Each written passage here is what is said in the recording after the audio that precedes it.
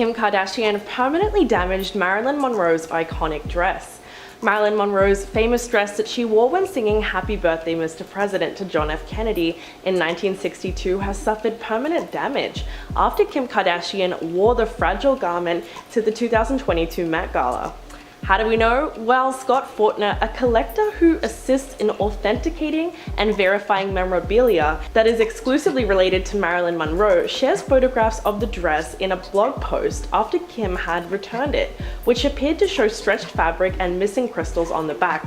While being interviewed on the red carpet, she said that when she first tried it on, it didn't fit her. So to ensure that the dress wouldn't tear, she dropped 16 pounds ahead of the event in order to squeeze into it, and changed into a replica once she got to the entrance of the party, because she couldn't walk up the museum steps of the Met Gala without ripping the original. But the fact that the historical gown was even allowed to be worn is crazy enough. It was bought by the Ripley's Believe It or Not Museum in 2016 for $4.8 million and is usually kept in a darkened, temperature-controlled vault at 40 to 50% humidity to preserve the delicate fabric. French designer Jean-Louis created the iconic dress by dyeing the fabric a nude color to perfectly match Marilyn's skin tone. The idea was to come close to the illusion of nudity as possible. He also created the dress by sewing it straight onto her body while she was naked, which is why to this day we can still see what her exact proportions looked like in real life. So of course the internet is fuming that Kim permanently damaged the dress, because according to its design, the fabric is quite literally irreparable. Many people on Twitter shared their disappointment that such a timeless and iconic artifact has been ruined, even though Kim told Vogue ahead of the Met Gala, quote, "I'm extremely respectful to the dress and what it means to American history." And she went on to say that she would never sit in it or eat in it or wear the kind of body makeup that she usually does. Some of the blame also went to the Ripley's Museum, which loaned the dress to her, many calling the decision irresponsible and just a publicity grab. But even though all the right precautions were taken, I think the biggest red flag should have been the fact that Kim couldn't even walk up the stairs in the dress without tearing it. For that reason, it was only a partial slay. Who do you think is responsible for the damage, Kim Kardashian or the Ripley's Museum? Kim Kardashian wore Marilyn Monroe's famous Happy Birthday Mr. President dress to the Met Gala thanks to Ripley's Believe It or Not, and she received intense backlash for it. Not just for wearing the historic piece of clothing, but also allegedly destroying it. Pictures being released of missing crystals and rips and tears in the dress after that night. Though her and Ripley's team said that they took incredible care with the dress and she would not eat or drink in it, many people still took issue with the fact that she had worn it at all. Well, it turns out that for the after party she doubled down and changed into a second historical Monroe dress, a green sequined gown that was owned by Heritage Auctions. Since celebrity parties and awards show after parties are known to be a wild place with likely lots of alcohol and illicit substances, it draws concern for what may have happened to the second dress at this party. It may only be a matter of time before we find out that it was destroyed as well. The popular singer and songwriter made headlines after playing a 200-year-old crystal flute on stage that was lent to her by the Library of Congress. The flute once had belonged to the 4th President of the United States, James Madison. If you don't know, Lizzo is a classically trained flautist, and before playing the historical instrument, she introduced it by giving the audience a bit of backstory. She said, "This is from the early 1800s. This was a gift to James Madison from a French crystal flute designer to celebrate his second term. There was a fire and the only two things that were saved were a portrait of George Washington and this crystal flute right here.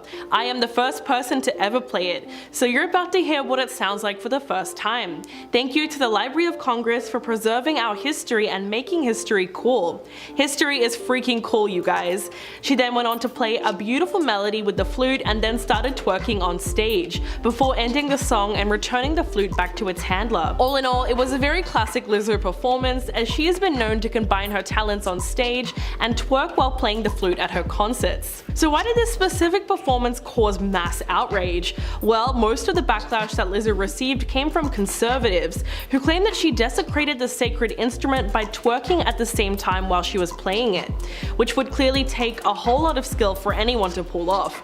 According to her critics though, the act was incredibly offensive and a recipe for disaster. Jenna Ellis, a former campaign lawyer for Donald Donald Trump said Lizzo's performance was a desecration, purposefully, of America's history. Matt Walsh, a right-wing influencer, described it as a form of racial retribution, according to the woke left. And strategist Greg Price tweeted, "The Library of Congress really took out a 200-year-old flute that belonged to James Madison, just so Lizzo could twerk with it. They degrade our history and then call you racist if you actually value it." James Bradley, who is currently running for the US State Senate in California, also put his 2 cents in and compared Lizzo's performance to somebody taking a dump on the American flag. And who can talk about conservatives without bringing up Ben Shapiro, who was jumping to give his opinion on the matter.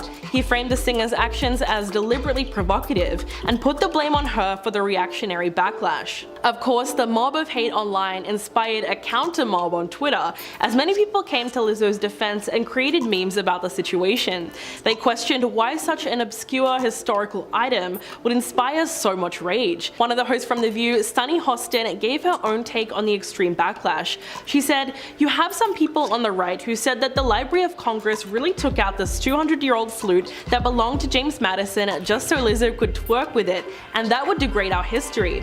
Sunny went on to say that her performance was a full circle moment for American history, and it represented the promise of America. So not only did Lizzo's performance draw attention to an interesting, relatively obscure historical item, but she stayed true to her own style of music and played it skillfully at the same time. And yes, she managed to have quite a bit of fun while doing it. The controversy surrounding the dance move has always existed, but it seems like it's being criticized now more than ever, whenever it appears in pop culture. Think about the twerking scene from Marvel's She-Hulk. Granted, the writing is awful and the series has been branded as everything that's wrong with Marvel these days, but fans were really up in arms over the decision to put that scene in. So it does make you wonder why a simple dance move seems to incite such anger and vitriol. For her part, Lizzo seemed to be very pleased with her accomplishment and her ability to multitask, saying, "I just twerked and played James Madison's crystal flute from the 1800s. We just made history tonight." So not only is she a talented artist, but she's also one of the only celebrities that puts her words into action, especially during the overturning of Roe v. Wade. Along with Live Nation, Lizzo pledged to donate $1 million from her special tour to support groups that provide reproductive health care. She tweeted, "I'm pledging $500K from my upcoming tour to Planned Parenthood," and added that Live Nation agreed to match it and make it $1 million in total. The hitmaker also responded to a comment and confirmed that she'd be sending money to certain reproductive rights funds as well, which describes itself as a network of grassroots organizations working to remove financial, logistical, cultural, and political barriers in the way of access to reproductive healthcare. Lizzo's special tour began on the 23rd of September in Florida and will finish up in November in LA, and is said to include everything from powerhouse singing to flute playing and even motivational speaking.